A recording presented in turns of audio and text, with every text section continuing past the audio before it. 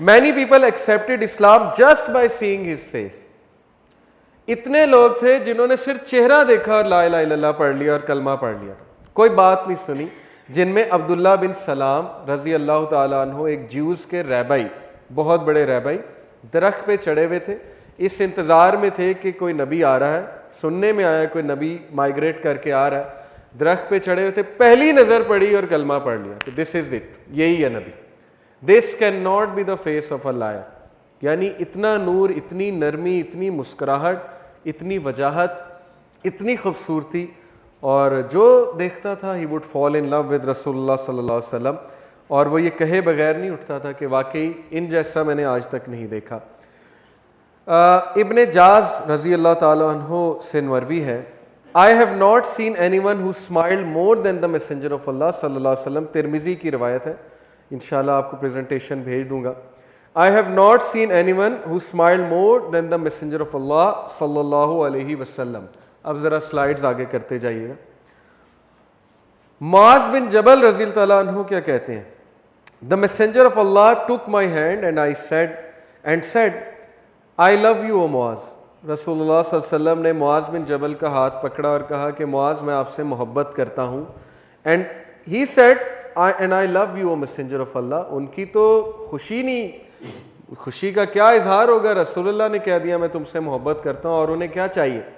हज़रत ज़ाहिर एक सहाबी थे जो ज़रा देखने में इतने अच्छे नहीं थे, ज़ाहिर है कि लुक्स अल्लाह बनाने वाला है, तो he was someone who was famous as not very good looking at all. हज़रत ज़ाहिर एक बार मार्केट में खड़े थे तो रसूलुल्लाह सल्लल्लाहु अलैहि वसल्लम पीछे से आए और उनको पीछे से हग कर लिया रसूलुल्लाह सल्लल्लाहु अलैहि वसल्लम ने। हज़रत ज़ाहिर एकदम बौखला गए, ये कौन है। पीछे देखा तो नबी अकरम सल्लल्लाहु अलैहि वसल्लम थे। हज़रत ज़ाहिर पीछे मुड़े और उन्हें गले लगा लिया क्योंकि it was an honour for him. तो रसूलुल्लाह सल्लल्लाहु अलैहि वसल्लम ने मजाक किया और मार्केट में आवाज़ लगाई कि who will like to buy this slave of mine, कौन है जो ये मेरा स्लेव ख़रीदना चाहेगा। क्योंकि मार्केट थी, सदा लगाई। तो हज़रत ज़ाहिर ने कहा कि या रसूलल्लाह मुझे कौन ख़रीदना चाहेगा। तो रसूलुल्लाह सल्लल्लाहु अलैहि वसल्लम ने उसी वक्त उनका हाथ पकड़ा और ऊंची बोला, कहा कि ज़ाहिर अगर तुम्हें अल्लाह और उसके रसूल के सामने अपनी कीमत पता लग जाए तो तुम्हें हर बंदा जो है वो लेना चाहेगा। कॉन्टेक्स्ट बता रहा हूँ आपको। और ऐलान किया कि इस शख्स की अल्लाह और उसके रसूल के सामने बहुत कदर है। तो ये रसूलुल्लाह सल्लल्लाहु अलैहि वसल्लम का रवैया था सहाबा के साथ, टीम के साथ। टीम बिल्डिंग वो किस तरह किया करते थे। He used to always increase the self esteem of his people. आते जाते पॉजिटिव कमेंट्स। अब हम कितना फॉलो करते हैं रसूलुल्लाह को, घरों में देख लें। रसूलुल्लाह सल्लल्लाहु अलैहि वसल्लम ने कहा छोटों के साथ शफकत, बड़ों की इज्जत। ये बेसिक ही चीज़ हमारे घरों से मिसिंग है। छोटों के साथ शफकत नहीं है। रसूलुल्लाह तो किसी नौजवान को देखते थे, उसकी तारीफ़ करते थे। उसके कोई हेयर स्टाइल की बंदा तारीफ़ कर दे, उसके कपड़ों की कर दे बंदा, उसके किसी गुफ्तगू की तारीफ़ कर दे बंदा, किसी चीज़ की तारीफ़ कर दे, वो आपके मद्दाह हो जाते हैं यंगस्टर्स। ये बड़ा एक कॉमन सी बात है, सीधी सी बात है। इसी तरह आप बड़ों को इज़्ज़त दे दें, वो आपके मद्दाह हो जाते हैं। तो ये बेसिक चीज़ें ही जो है हम में से मिसिंग है। तो रसूलुल्लाह सल्लल्लाहु अलैहि वसल्लम सहाबा का हाथ पकड़ा करते थे, जैसे मुआज़ बिन जबल का हाथ पकड़ा और उन्हें कहा मैं तुमसे मोहब्बत करता हूँ। और फिर ये कह के उन्हें दुआ सिखाई, रब्बी आइन्नी अला ज़िक्रिका व शुक्रिका व हुस्न इबादतिका। आयशा रजी अल्लाह ताला अन्हा reports that it was not the nature of रसूलुल्लाह सल्लल्लाहु अलैहि वसल्लम टू टॉक इंडिसेंटली। नबी वसल्लम की बिल्कुल नेचर नहीं थी कि वो सख्ती से बात करें, इंडिसेंट बात करें। Not did he engage himself in the use of obscene language. आज तक गाली नहीं दी, आज तक कोई ऑब्सीन बात नहीं की। ऑब्सीन बात से मुराद है कि यानी फुहश गुफ्तगू या किसी और किस्म की गुफ्तगू। Not did he shouting, no. रसूलुल्लाह सल्लल्लाहु अलैहि वसल्लम से साबित है कि वो एक नज़र डालते थे बस, और अगले की जो है वो जान निकल जाती थी। आज अगर आप देखें ना, टिचिंग में बात बताई जाती है बी असर्टिव। कुछ टीचर होते हैं वो शाउट बहुत करते हैं, वो ये समझते हैं कि शाउट करने से मेरा अगलों पे रोब आ जाएगा। ये रिकमेंडेड नहीं है टीचिंग में। ऑल्दो कुछ टीचर्स बहुत करते हैं और वो समझते हैं कि इससे जो है वो मामला हल हो जाएगा। हो सकता है ऑन द स्पॉट शायद हल भी हो जाए, लेकिन मैंने कुछ ऐसे टीचर्स देखे जिनकी बॉडी लैंग्वेज बहुत स्टर्न होती है और असर्टिव होती है, और वो बस एक कॉरिडोर से गुजरते हैं तो अगले चुप हो जाते हैं। उनकी एक नज़र पड़ती है तो बस स्टूडेंट्स समझ जाते हैं कि अब हमने इनको ना तंग करना है ना कोई बात करनी है। तो रसूलुल्लाह सल्लल्लाहु अलैहि वसल्लम कभी शाउट नहीं करते। जब उन्होंने समझाया है तो बहुत कामनेस के साथ समझाया। जब उन्होंने समझाया है तो एक नज़र देख कर ही समझाया है। और जब गुस्सा शो किया है तो फिर गुस्सा उनके चेहरे से वाज़ेह हो जाता था। इस तरह नहीं होता था कि उनकी आवाज़ में बहुत शाउटिंग आ जाती थी। तो ये बहुत ज़रूरी कि हम भी अपने घरों में आवाज़ों को धीमा रखें। ये चीज़ भी हमारे घरों से बहुत मिसिंग है। हमारे घरों में अक्सर लड़ाइयाँ होती हैं, शाउटिंग होती है, बहुत कुछ होता है और अंडरस्टैंडेबली कभी कभी हो जाता है, ज़ाहिर है इंसान फ्रस्ट्रेट हो जाता है, लेकिन कोशिश ये करनी चाहिए कि हर चीज़ में प्रॉफिट सल्लल्लाहु अलैहि वसल्लम को ही फॉलो करना चाहिए। And he would never shout और talk in the bazaars, he did not avenge a bad deed with a bad one. कभी भी रसूलुल्लाह ने बैड डीड को बैड डीड से एवेंज नहीं किया। हमारी तो आदत है ना कि जो हमसे बुरा करे हम 10 टाइम्स उसको आगे से जवाब दें। वो कहते हैं ना कि पत्थर का, ईंट का जवाब पत्थर से, यानी कि अगले ने तुम्हें कुछ कहा है तो मेक श्योर कि तुम भी उसका दिल उससे 10 टाइम्स ज़्यादा दुखाओ। हालांकि कुरान के अहकामात के ख़िलाफ़ है।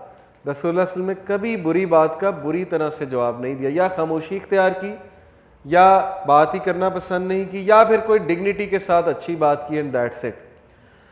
बट फॉरगेव इट, उन्होंने माफ़ी फरमाई। And thereafter did not even mention it. कितना आला अखलाक था कि उसके बाद उस बंदे को शर्मिंदा करने के लिए कभी मेंशन नहीं किया। इसकी सबसे जो है वो बेहतरीन मिसाल रसूलुल्लाह सल्लल्लाहु अलैहि वसल्लम के सामने हबशी वो जो थे वाशी आते थे, कभी एक बार मेंशन नहीं किया है कातिल है मेरे चचा का। जब उसने माफ़ी मांग ली तो बात जो है वो ख़त्म हो गई। आला अखलाक की मिसाल यहाँ से अंदाज़ा लगाएं, जिस जीव ने रसूलुल्लाह पे जादू किया था, ये बिल्कुल सही रवायात से साबित है। रसूलुल्लाह सल्लल्लाहु अलैहि वसल्लम ने उसको माफ़ भी किया और कभी उसको जलील नहीं किया है। कभी उसको महफिल में कहा कि इस शख्स ने मेरे ऊपर जादू कराया था, ही इज़ अ कर्स्ड या समथिंग लाइक दिस। सिर्फ एक बार उससे पूछा था कि तुमने मेरे पे जादू क्यों किया था, हालांकि वो शख्स रसूलुल्लाह के आमने सामने आता था। कभी मेंशन नहीं किया, कभी उसे रोक के नहीं कहा। ये आला अखलाक, इससे ज़्यादा आला तरीन मिसाल नहीं हो सकती। सिर्फ एक बार पूछा था कि why did you do it, तो वो इतना शर्मिंदा हुआ, उसने कहा पैसे के लिए। ये कन्वर्सेशन थी बस रसूलुल्लाह सल्लल्लाहु अलैहि वसल्लम। इसलिए किसी को जलील करना, उसकी मिस्टेक पकड़ लेना, मिस्टेक पकड़ पकड़ के कोट करते जाना, this is our corporate culture. मैं भी कॉरपोरेट में रहा हूँ। मैंने यंगस्टर्स को देखा है पाकिस्तान से भागते और बाहर जाके काम करते। क्यों? हम कहते हैं कि नहीं जी बाहर नहीं जाना चाहिए। आपके यंगस्टर्स जा रहे हैं बाहर, क्यों जा रहे हैं? क्योंकि आपका जो कल्चर है, आपके जो एथिक्स हैं, वो क्या अगले को जलील करने वाले हैं। सीधी सी बात है। ऑल्दो कुछ कंपनीज का बहुत अच्छा है, वहाँ पे वो इस चीज़ का ख्याल भी रखते हैं, लेकिन मैं मेजॉरिटी की बात कर रहा हूँ। जूनियर को जलील करना, जूनियर को ताने देना, जूनियर की को मिस्टेक पकड़ के उसको ऐसा जो है बार बार कोट करना, वो समझते हैं शायद इससे हमारी तरक्की हो जाएगी, इससे हम ऊपर हो जाएंगे, इससे हमारी इज्जत हो जाएगी। तो ये बहुत सी शिकायत हैं हमारे पास। यंगस्टर्स आते रहते हैं। मुझे जब ट्रेनिंग्स के लिए बुलाती कॉरपोरेट, क्या ट्रेनिंग होती है? Behavioural management. और उसमें यही, जब मैं उनके किसी बड़े के साथ बैठता हूँ, बताएं जी मैंने क्या बात करनी है, वो फिर ऐसी ऐसी मुझे बातें बताते हैं, मैं हैरान रह जाता हूँ कि ये चल रहा है आपकी कंपनी में। तो ये बातें सच हैं, ये हमारे साथ तो ज़ाहिर है हमें बताते हैं, इस पर आप बात करें, आप ये बात करें। तो ये चीज़ें मुसलमानों से मिसिंग है और उन्होंने अडॉप्ट कर ली गोरों ने। आप जितना मर्जी उन्हें बुरा भला कहें, अगर मैं किसी गोरे की तारीफ़ कर देता हूँ, ये मरूबियत नहीं है। जिसने मेहनत की है उसकी तारीफ़ करनी चाहिए। उनमें बहुत खराफात है, उनमें फहाशी है और उस चीज़ का खमियाजा वो भुगत रहे हैं। अल्लाह उन्हें भी हिदायत दे, क्योंकि वो भी इब्ने आदम है। लेकिन जो चीज़ें उनकी ज़बरदस्त हैं, जो वैल्यूज़ उन्होंने अडॉप्ट कर ली, जो मुसलमानों की होनी चाहिए थी, सच बोलना, ऑनेस्टी, इंटेग्रिटी, वहाँ कॉन्सेप्ट ही नहीं है। आप किसी से झूठ बोलो, उसे यकीन नहीं आएगा आपने झूठ बोला है। पता ही नहीं कि ये झूठ का कॉन्सेप्ट होता क्या है। मिसकमिटमेंट हम देख लें, हमारी कमिटमेंट्स कैसी हैं। इंशाल्लाह का मतलब है कि नो। इंशाल्लाह को मजाक बना लिया ना। जब कोई हमसे पूछे आप ये काम करें, हम कहते हैं इंशाल्लाह, उसका इनडायरेक्ट मतलब होता है नो।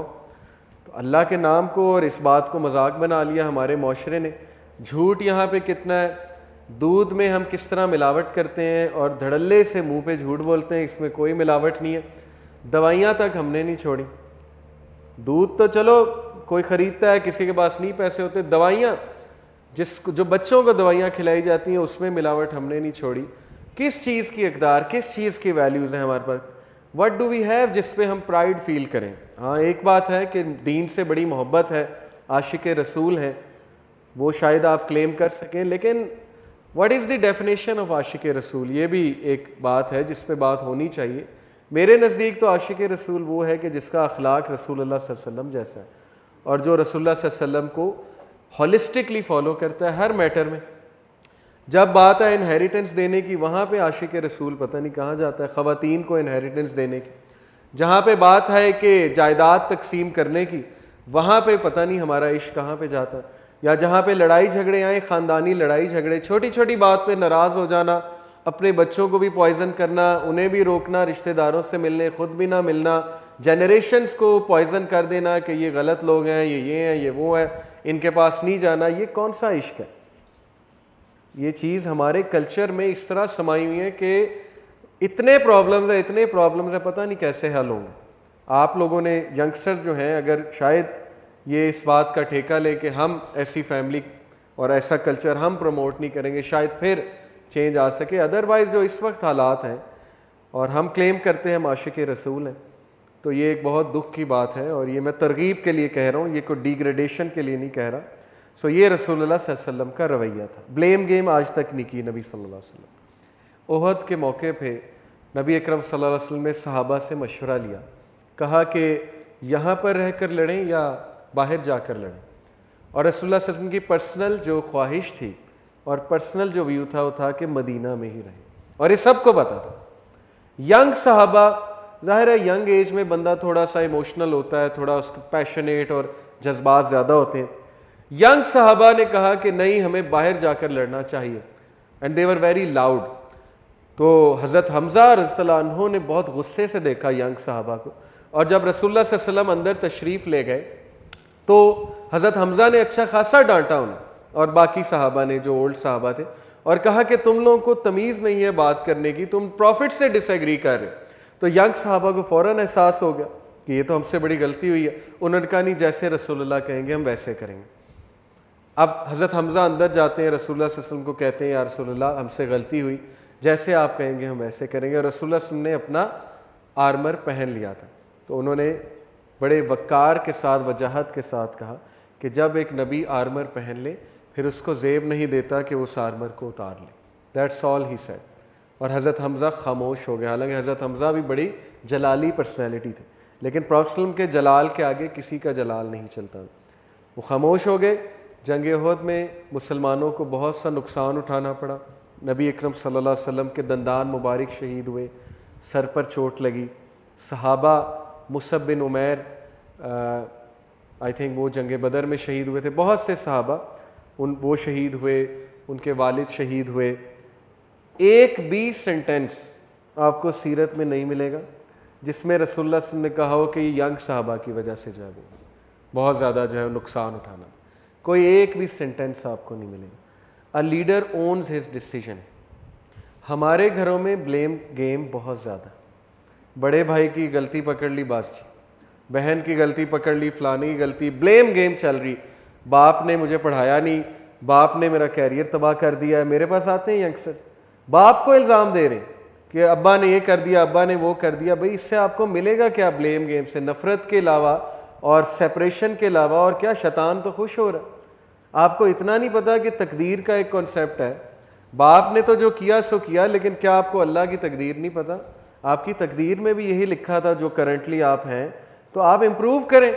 पास्ट में जाने की क्या बात है? पास्ट में ही रहना कि इन्होंने मेरे साथ ये कर दिया, इन्होंने वो कर दिया। और ये हमारी यंगस्टर्स में अनफॉर्चुनेटली माँ बाप के ख़िलाफ़ बहुत तेज़ी से एक रवैया उभरा। ये मेरे लिए बहुत एक साइन ऑफ कंसर्न है। शायद इसलिए क्योंकि हमारे मोटिवेशनल स्पीकर एक बात करते हैं और उसके बाद उन्हें एहसास नहीं होता उन्होंने बात क्या की और उन्होंने क्या केओस मचा दिया। हमारे यंगस्टर्स को सेंस ऑफ महरूमी दिलाई जा रही है कि तुम्हारे अंदर बहुत बड़ी महरूमी है, और वो इस तरह दिलाई जा रही क्योंकि हमारे जो पेरेंट्स का एज ग्रुप है, जिस जनरेशन के वो हैं, उनकी उस तरह से एजुकेशन नहीं हुई पेरेंटिंग की। ये बात हम क्यों नहीं एक्सेप्ट करते? बजाय कि उन्हें ब्लेम करने के, उन्हें ताने देने के, उनसे नफरत करने के कि ये मेरे साथ कभी लविंगली बात नहीं की। रिसेंटली मेरे पास एक यंगस्टर, उन्होंने कहा मेरे अब्बा ने आज तक मेरे सर पे हाथ नहीं रखा, गले नहीं मिले, मुझे चूमा नहीं। मैंने कहा कि अब फीस देते हैं आपकी यूनिवर्सिटी की? बिल्कुल देते हैं। ये करते हैं? बिल्कुल करते हैं। तो फिर क्या बात करें?